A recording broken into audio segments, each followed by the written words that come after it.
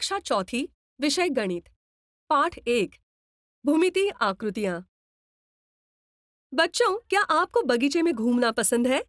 जरा बताओ तो आप बगीचे में जाकर क्या-क्या खेलते हो? टीचर, हम फिसल पट्टी, सीसॉ खेलते हैं और झूले पर बैठते हैं। आप फिसल पट्टी हमेशा देखते हो। आपको तो पता ही है कि फिसल पट्टी का निरीक्षण करने पर हमें विविध आकार दिखते हैं। इन आकारों को गणित की भाषा में क्या कहते हैं? आओ इसे जानते हैं। कोण। ये देखो फिसल पट्टी। जमीन और फिसल पट्टी के बीच जो आकार बना है, इस आकार को कोण कहते हैं।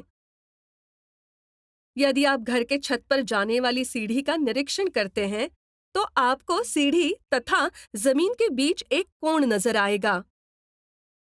इस आकृति में देखिए, सीढ़ी तथा जमीन के बीच कोण तैयार हुआ है। अब आप इन वृक्षों का निरीक्षण करके मुझे बताइए कि आपको यहाँ कौन से आकार दिखाई दे रहे हैं? टीचर, यहाँ छोटे बड़े आकारों के कोण दिख रहे हैं। एकदम सही। बच्चों, इन वृक्षों के तने तथा शाखाओं के बीच ये कोण के आकार बने हुए हैं। इसी तरह इस बिजली के खंबे को देखिए। बिजली का खंबा तथा जमीन के बीच भी कोण बना हुआ है। बच्चों, इन सभी उदाहरणों से हम समझ सकते हैं कि जहां दो रेखाएं परस्पर मिली हुई दिखाई देती हैं, वहां कोण तैयार होता है। अब बताओ तो जरा, आपके परिसर में कौन-कौन सी वस्तुओं में आपको इस प्रकार के कोण दिखाई देते हैं? टीचर, टेबल, कुर्सी, पंखा, इन वस्तुओं में कोण नजर आते हैं। एकदम सही। बच्चों, घर की घड़ी की दो सुइयों के बीच भी कोण के अलग-अलग आकार दिखते हैं।